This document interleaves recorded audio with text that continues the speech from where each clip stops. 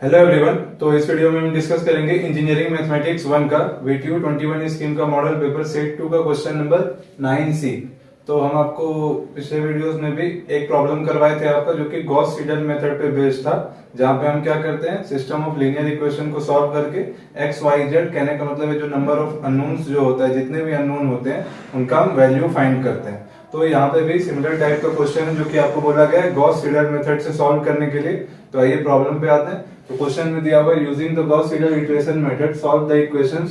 3 equation दिया हुआ है और आपको क्वेश्चन में बोला गया कि कितना बार आपको इटरेट करना है। तो आपको नॉर्मली क्वेश्चन में नहीं भी बोला जाए तो आपको कम से कम जो है 4 बार तो करना ही है, लेकिन क्वेश्चन में मेंशन किया हुआ है तो आपको 4 बार तो करना ही है। और इनिशियल अप्रोक्सीमेशन भी दे दिया है 0,0,0, यानी इनिशियली एक्स वाई जेड का वैल्यू आपको 0 कंसीडर करना है। अगर आपका प्रॉब्लम में ये कुछ और दिया हुआ रहेगा तो वही कंसीडर करना है, और अगर नहीं दिया हुआ रहेगा तो आपको इनिशियल अप्रोक्सीमेशन 0,0,0 ही लेना है। तो अब देखिए ये लोग क्वेश्चन सेट करने वाला जो है यहाँ पे क्या होशियारी किया है कि आपको क्लियरली दिख रहा होगा कि आपको जब हम गॉस सीडल मेथड बताए थे तो फर्स्ट स्टेप में बताए थे कि आपको चेक करना है कि आपका जो ये सिस्टम ऑफ लीनियर इक्वेशन है ये डायगोनली डोमिनेंट है कि नहीं। तो आपका पिछला प्रॉब्लम भी जो था मॉडल पेपर का वो भी आपका डायगोनली डोमिनेंट नहीं था, लेकिन ये अगर फर्स्ट स्टेप कोई भूल जाएगा और डायरेक्ट प्रॉब्लम को सॉल्व करने लगेगा तो गलती होने के चांसेस है। क्योंकि यहाँ पे आपको दिख रहा होगा कि फर्स्ट इक्वेशन जो है वो तो आपका डायगोनली डोमिनेंट है, कहने का मतलब कि mod 83 is greater than mod 11 plus mod 4। तो ये जो है आपको ये गॉस सीडल मेथड का हम थ्योरी बताए थे थोड़ा सा पिछले वीडियो में, जहाँ पे हम गॉस सीडल मेथड से ही रिलेटेड एक प्रॉब्लम सॉल्व किए थे, तो वहां पे जाके ये देखिएगा। तो फर्स्ट इक्वेशन तो आपका ठीक है, आपको क्योंकि 83 जो है वो ग्रेटर होगा 11 प्लस 4 से। उसके बाद सेकेंड इक्वेशन देखिए, मॉड 8 जो है आपका, क्या वो ग्रेटर होगा मॉड 3 प्लस मॉड 29 से? नहीं होगा। तो ये जो है आपका ये डायगोनली डोमिनेंट नहीं है। तो इसको डायगोनली डोमिनेंट बनाने के लिए इसको रीअरेंज करना पड़ेगा।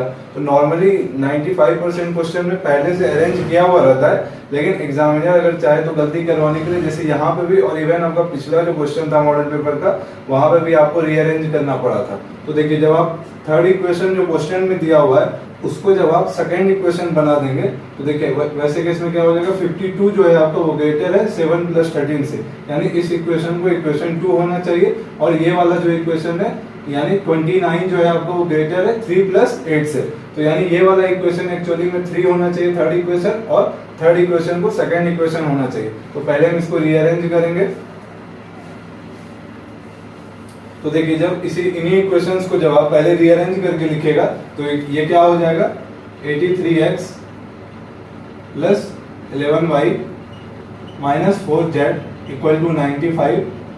सेकेंड इक्वेशन आपका पता है कि ये हो जाएगा 7x plus 52y plus 13z equal to 104। और आपका थर्ड इक्वेशन ये वाला हो जाएगा, यानी 3x plus 8y plus 29z equal to 71। तो आपका इक्वेशन अब रीअरेंज हो चुका है, कहने का मतलब है कि ये 3 इक्वेशन जो है आपका लीनियर इक्वेशन ये आपका डायगोनली डोमिनेंट है। इसके बाद हम क्या करते हैं, यहाँ से x का वैल्यू फाइंड करते हैं y और z के टर्म्स में। तो यहाँ से आपका x इक्वल टू क्या आ जाएगा, x इक्वल टू हो जाएगा आपका 1/83, 1/83, क्योंकि यहाँ पे x का कोफिशिएंट क्या है 83 है, तो 1/83 इंटू 95 माइनस, देखिए जब ये वाला टर्म उधर चले जाएगा तो ये प्लस 11y क्या हो जाएगा, माइनस 11y, और ये आपका माइनस 4z जब उधर चला जाएगा तो हो जाएगा प्लस 4z। सिमिलरली आप सेकेंड इक्वेशन से आपको y का वैल्यू निकालना है, तो यहां से y क्या आ जाएगा, y इक्वल टू 1/52 इंटू 104।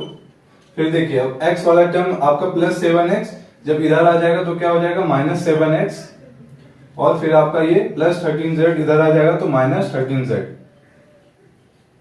उसके बाद देखिए आपको थर्ड इक्वेशन से यहाँ से z का वैल्यू निकालना है x और y के टर्म्स में। तो यहाँ से z इक्वल टू आपका आ जाएगा, z इक्वल टू 1/29 71। फिर देखिए ये वाला टर्म आपका RHS में जाएगा तो प्लस 3x है तो माइनस 3x हो जाएगा, और ये जो है आपका प्लस 8y ये आपका RHS में जाकर माइनस 8y हो जाएगा। तो ये जो है यहाँ से अब आपका एक्स वाई जेड का जो है वैल्यूज आ चुका है, आपका जो बचा हुआ दो वेरिएबल था उसके रिस्पेक्ट में आ चुका है आपका।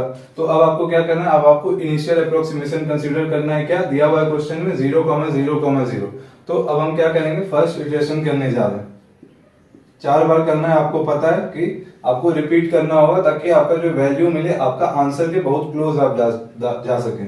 तो फर्स्ट इटरेशन आपका क्या हो जाएगा, तो देखिए फर्स्ट इटरेशन जब आप कीजिएगा तो x का वैल्यू क्या आएगा, ये x ऑफ 1 ऐसा इसलिए लिख रहे हैं ताकि आपको पता चल सके कि ये फर्स्ट इटरेशन हम करने जा रहे हैं। इससे पहले आपको ये लिखना है कि लेट द इनिशियल अप्रोक्सीमेशन भी 0,0,0। तो देखिए x ऑफ 1 आपका क्या हो जाएगा 1/83, यहां से हम लिखने जा रहे हैं 95।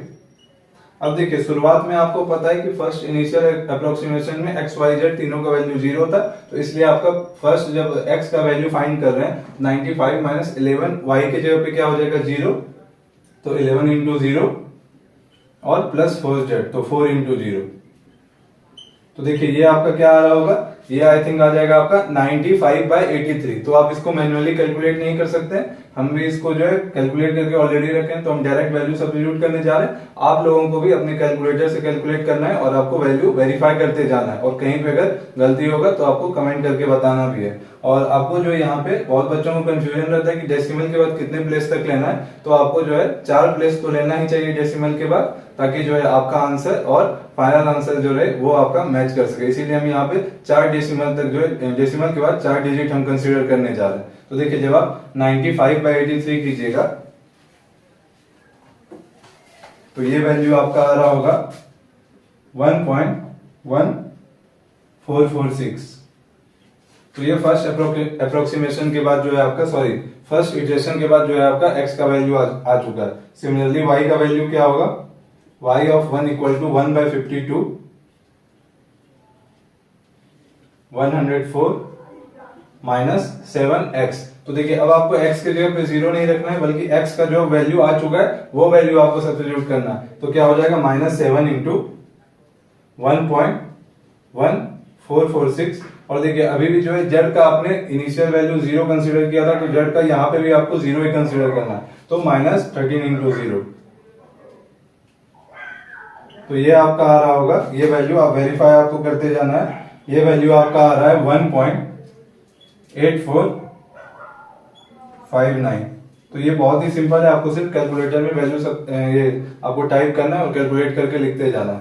तो देखिए अब आपका z ऑफ 1 फाइंड कीजिएगा, तो z ऑफ 1 क्या हो जाएगा 1/29।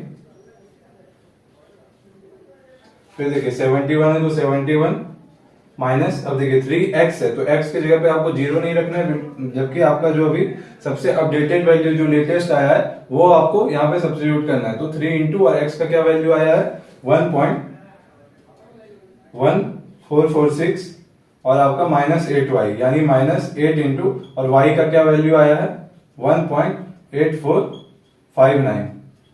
तो ये इक्वल टू हो जाएगा आपका, ये इक्वल टू आ रहा होगा 1.8206। तो देखिए आपका फर्स्ट इटरेशन करने के बाद x y z का वैल्यू अपडेट हो चुका है। पहले क्या था 0,0,0 और अब आपका ये वैल्यू आ चुका है। तो अब हम क्या करेंगे, सेकंड इटरेशन करेंगे। सिर्फ हम यहाँ पे वैल्यूज इरेज करने जा रहे हैं, आपको ध्यान देना है, और हम इसी में जो है अब नया वैल्यू x y z का सब्स्टिट्यूट करेंगे ताकि मेरा ज्यादा से ज्यादा प्रिसीजन हो सके, वैल्यू मतलब जो है आपका क्लोज टू आंसर तक हम पहुंच सके। तो हम सेकंड इटरेशन करने जा रहे हैं।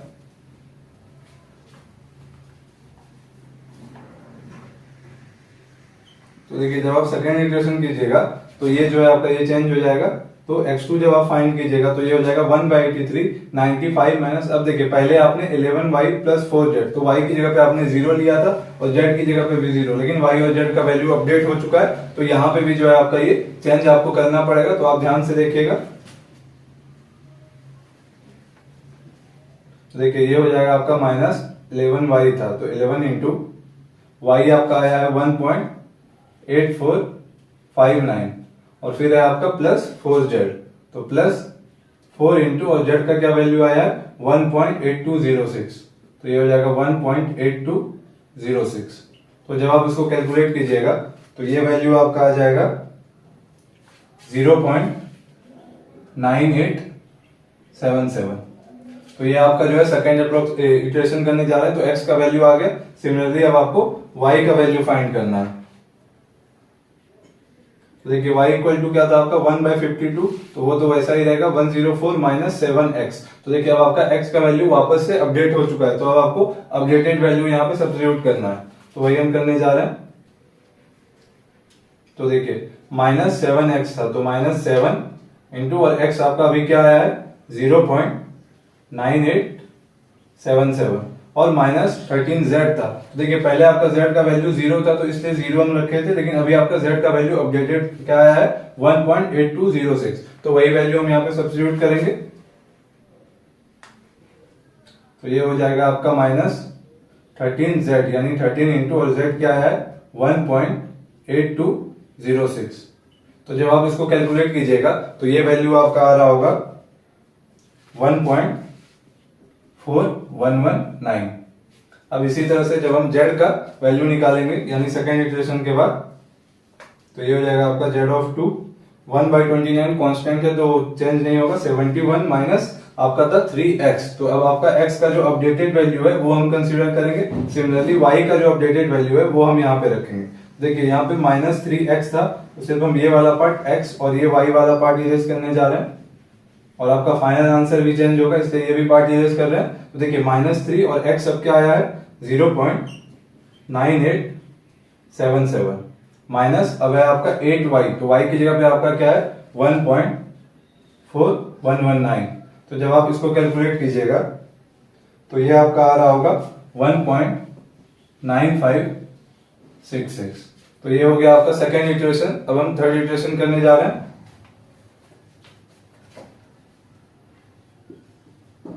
तो जब आप थर्ड इटरेशन कीजिएगा तो यहाँ पे आपको ये 3 लिखना होगा। तो ये x इक्वल टू आपका क्या है 1/83 95 माइनस 11y। तो y का वैल्यू फिर से आपका अपडेट हो चुका है, तो y का आपको अपडेटेड वैल्यू यहाँ पे लिखना होगा। तो y का अपडेटेड वैल्यू आपका क्या है 1.4119। तो यहाँ पे सिर्फ हम y का वैल्यू इरेज किए, क्या है आपका 1.4119 प्लस 4z। तो प्लस 4 और z का भी वैल्यू आपका अपडेट हो चुका है, तो अब आप यहाँ पे अपडेटेड वैल्यू रखिएगा। तो देखिए अब आपका अपडेटेड वैल्यू क्या था 1.9566, तो यहाँ पे भी आपका हो जाएगा 1.9566। जब आप इसको कैलकुलेट कीजिएगा तो ये वैल्यू आपका आ रहा होगा 1.0518। तो ये हो गया आपका x का वैल्यू थर्ड इटरेशन के बाद। अब इसी तरह से y का वैल्यू आपको फाइंड करना है। तो ये है आपका 1/52, ये तो कांस्टेंट है, नो चेंज।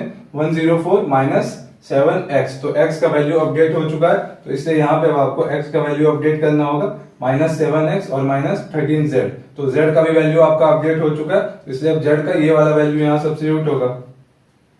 और सिमिलरली y का वैल्यू आपका लास्ट वैल्यू था वो तो चेंज हो गई, तो यहाँ पे -7x, तो x का भी वैल्यू क्या आया है 1.0518 और -13z, तो -13 और z का वैल्यू क्या आया है 1.9566।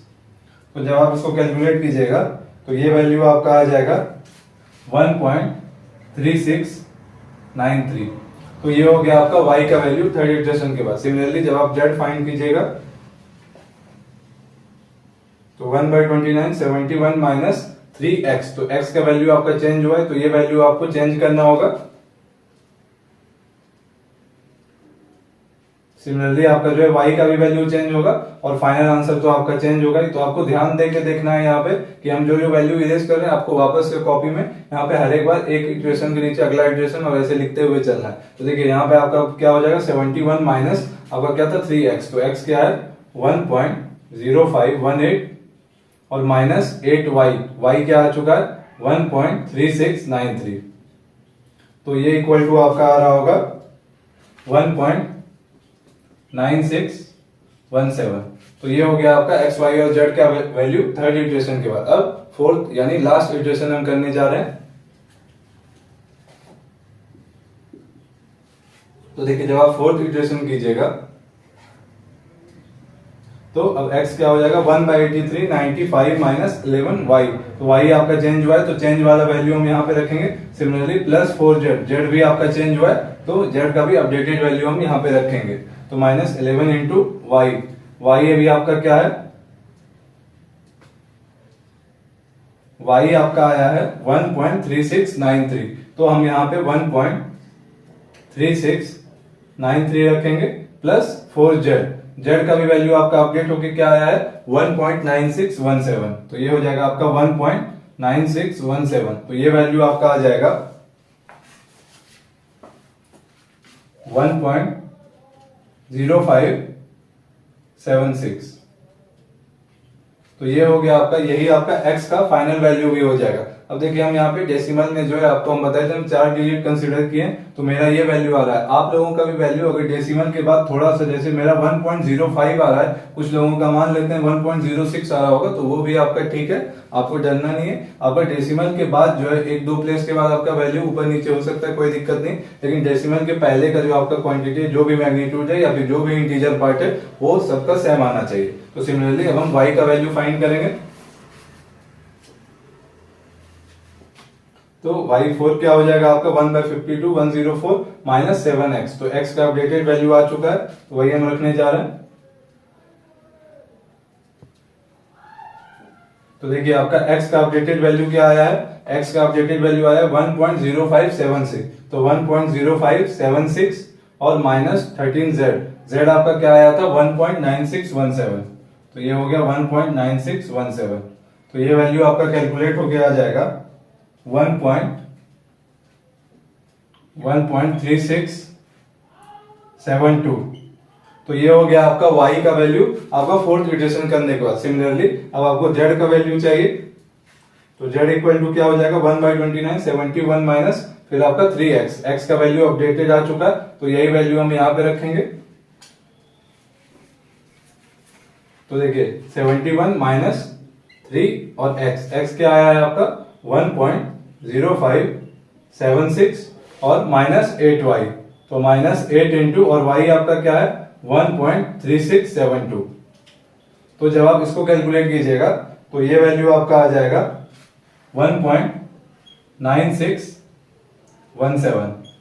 तो यही जो है आपका 4 इटरेशन करने के बाद ये x, y और z का आपका जो फाइनल वैल्यू आया है, यही आपका जो है आंसर हो जाएगा। अब देखिए अब आपको अगर वेरीफाई करना है एग्जाम में कि ये वैल्यू जो आया है ये आपका सही है कि नहीं, तो आपको क्या करना है x, y, z का वैल्यू तीनों इक्वेशन में आपको सब्स्टिट्यूट करना है। और देखिए इक्वल टू, देखिए यहाँ पे डेसिमल वाला पार्ट है, तो आपको डेसिमल में बहुत ज्यादा डिजिट कंसीडर कीजिएगा, तब आपका ये आंसर इसके क्लोज पहुंचेगा। लेकिन आपको डरना नहीं, अगर आप ये भी वैल्यूज रखते हैं तो आपका, जैसे मान लेते हैं जैसे फर्स्ट इक्वेशन में जब आप x, y, z रखिएगा तो आपका वैल्यू कुछ इस तरह से भी आ रहा है कि ये 83 into this value plus 11 into this value minus 4 into this one equal to 94.99 something, ऐसा भी आ रहा है। तो आप समझ सकते हैं कि आपका जो आंसर आया वो बिल्कुल सही है। डेसिमल के बाद में भी आपका जो है कोई भी डिजिट में चेंज है, इस वजह से आपका ऐसा आ रहा है। सिमिलरली आप सेकंड और थर्ड इक्वेशन में भी रख के चेक कर सकते हैं, या फिर आपके कैलकुलेटर में एक फैसिलिटी है कि सिस्टम ऑफ लीनियर इक्वेशन को सॉल्व करने का, तो वहां पे आपका जो है एक